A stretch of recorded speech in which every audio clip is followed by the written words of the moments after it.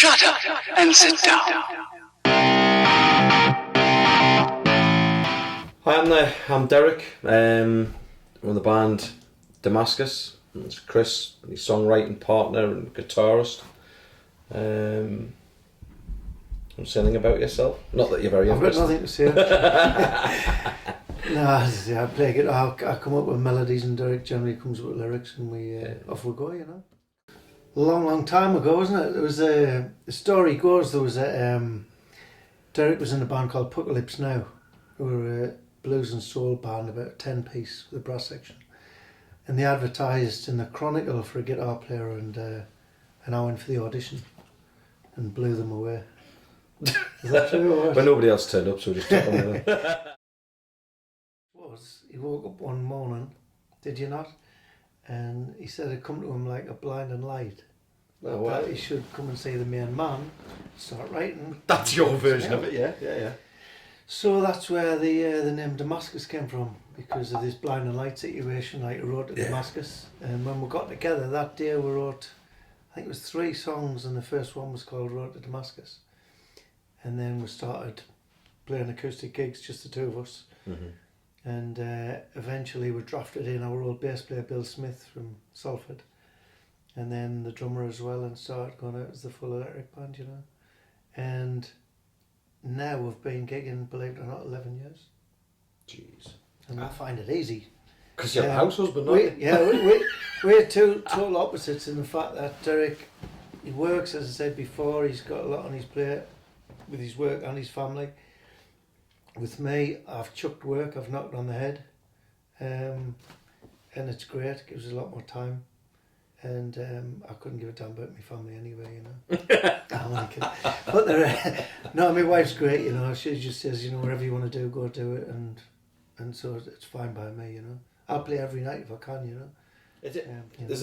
There's that juggling thing, and when I was in the previous band Wanted, we ended up playing sometimes 3 nights every weekend, and when you're working full time and you're effectively doing, it's an 8-hour shift. When you do a gig, you've got to hump all the gear there, set it all up there, do the gig, take all the gear down, get back home, you get back at 1 in the morning or whatever.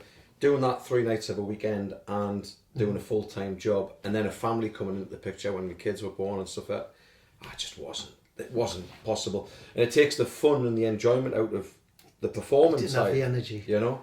But there's no doubt that's part of it, but it does take the fun out of it. It becomes a job, a sort of treadmill and a job, and instead of something that you think, oh, I'm really looking forward to singing tonight, or I'm looking forward to going out and performing in front of an audience. That's true. So for me, sort of playing once every 2 weeks is more than enough, and that's ideal for me. It's funny because because we don't play that much with Damascus, when we do play together, you know, we turn up at the gig, we set the gear up.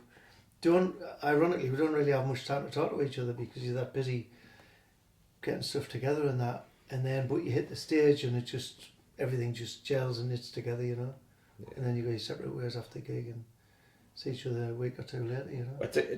It's a good energy on stage because they're all very good musicians, and especially with me and you hitting each other as well. It's that tension, electricity, that tension, you know? You know. It's good.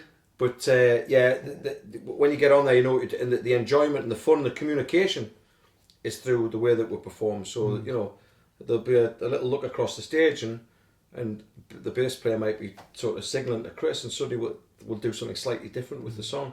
But they're all that good musicians that they all know where they're going, and they all follow that, and you know. So no gigs identical. Sometimes you can just feel it, can't you? Sometimes, especially now, you know, when you're playing and you get the feel that a song, all of a sudden you'll just drop it, the volume of the song, and have it really quiet, and then they'll bring his voice down, and you'll almost like talking for a bit, and then you'll build it up again, a lot of light and shade, and it's just better than being just like straight all the way through, you know. Yeah. So I prefer playing with a full band. Yeah. First of all, it means I can talk to the other lads who I like, doesn't have to talk to them. Talk to you. No, I prefer the full band because I think the dynamics that we're able to create with a full band and the energy that creates it's it's more instant. I think when you're playing to an audience with one guitar and one voice, It's hard work, isn't it is. You can go into some places where there's a listening audience and they really want to hear your stuff, and it's a great. The acoustic thing's a great place to try out new material that we've written and try it, because then we're going to take it to the band and say to the lads, right, we need to develop this idea. But if we've got that idea solid because we've played it quite a few times and we've tested it on an audience, then it's good for that.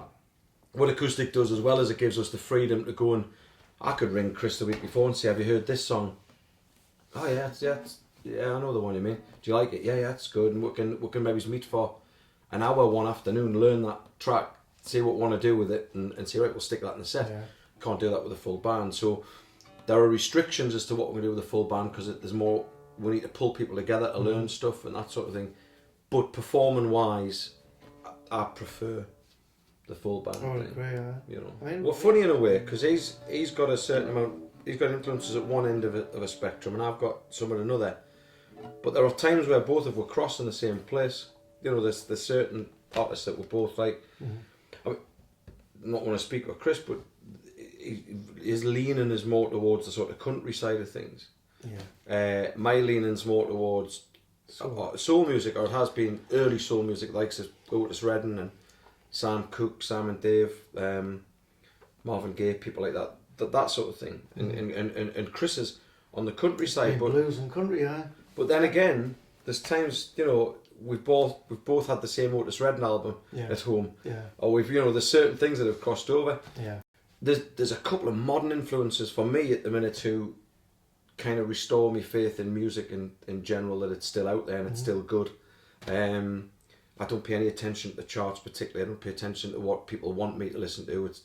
It's kind of what I hear and what I like. And singer-songwriters like there's a guy called Foy Vance from Belfast who is just out of this world, and I think he's on the verge of breaking it massive this year. Whether he does or not isn't an issue, but I think he will. He's just signed up to Atlantic Records under Ed Sheeran's label, so he's going to get all the backing and all the push. But he's been around for about 10 years, being brilliant for 10 years, you know. So although I've got a lot of influences from the past, I'm always searching for new stuff that's out there that kind of inspires us now, you know. And mine's more American rock, soul, blues. You know, people like Steve Earle, Lucinda Williams, Jackson Brown, and a lot of old blues players, you know.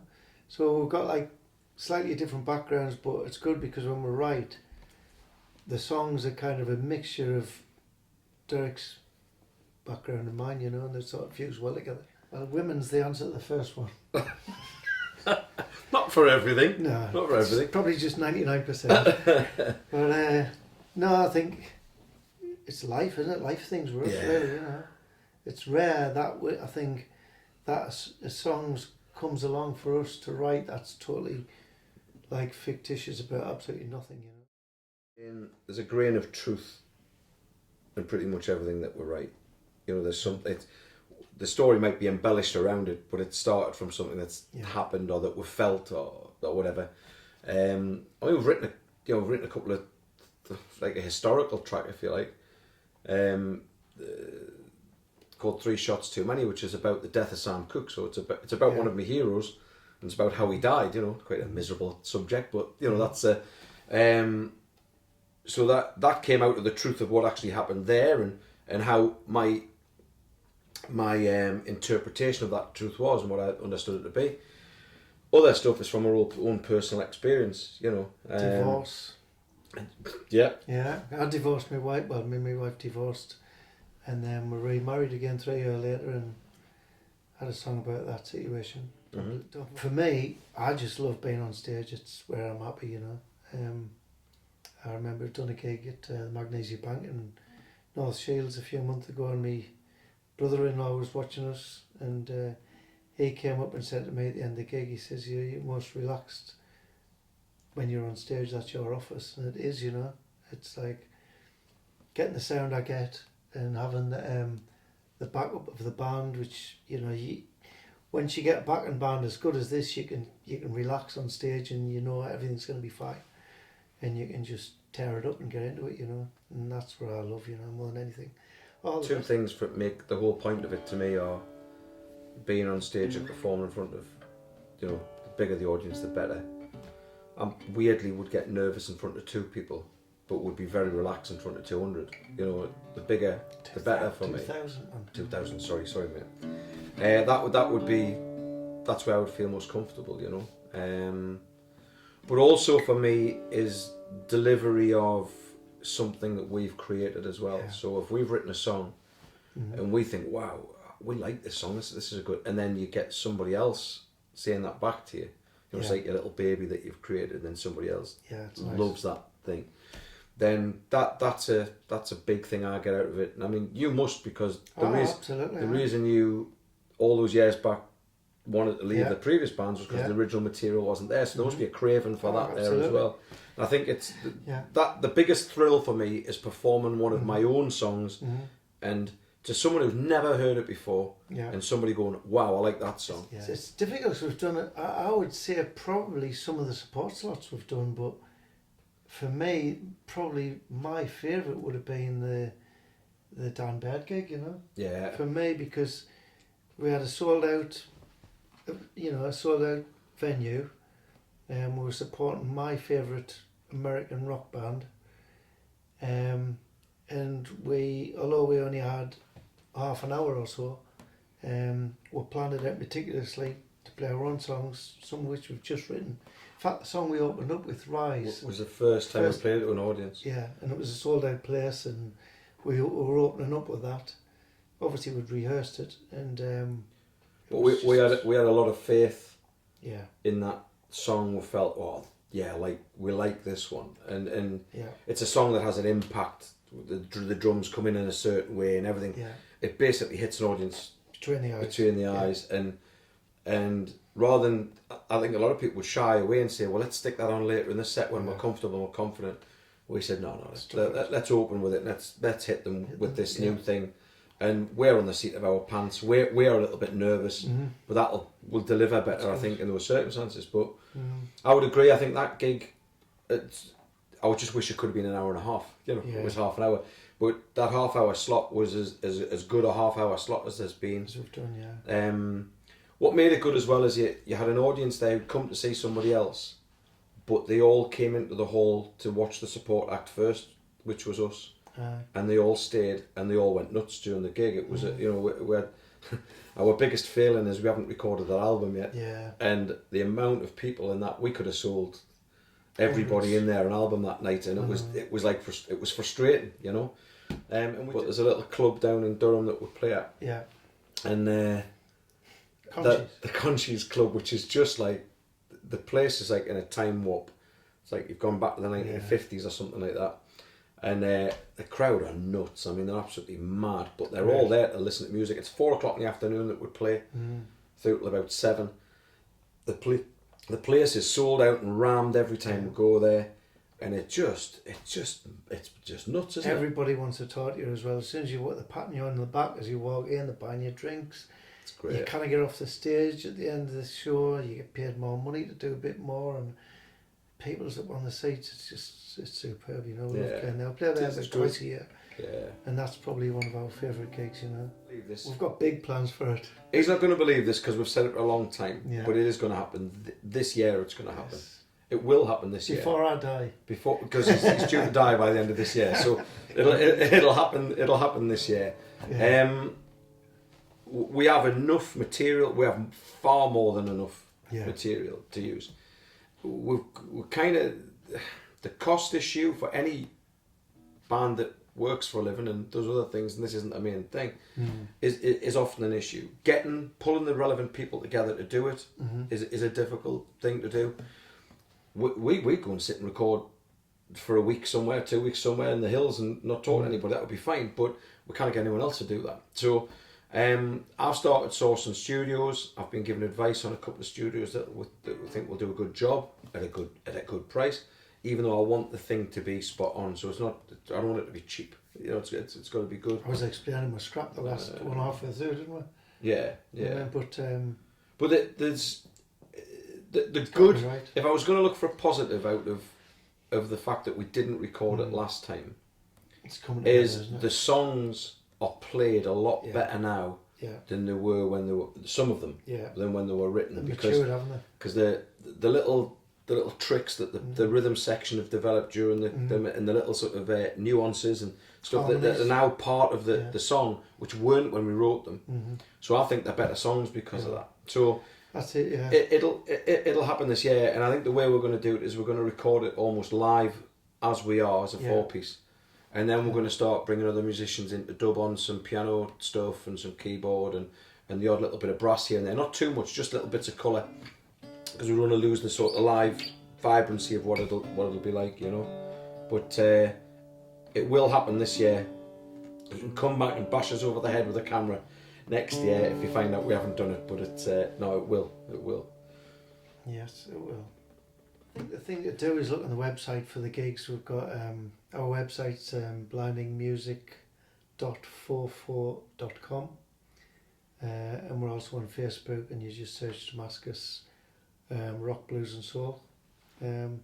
But we mentioned earlier, the Conchies and Wheatley Hill will be on that list, so if people want to come and find out the unique atmosphere of that place, then that's worth going to. I think it's in June. And then there's the Tyne Bar, Newcastle, down on the Oosburn in Newcastle, which is just, it's in the summer as well, best time to play there. It's a fantastic place. Outdoor gig. And if the weather's good and it's sunny, you play outdoors underneath the arch of the railway bridge, and it's a great big glitter ball hanging from the railway bridge, and it's all purpose built, and there's people just come from miles around to stand and watch the band from it. It's that's a great, there's some great experiences of places for us, but also for the audience to be at as well. So, but as Chris says, they're all, I couldn't remember the dates to save my life, but they're all on the website, and that's the best way to find it.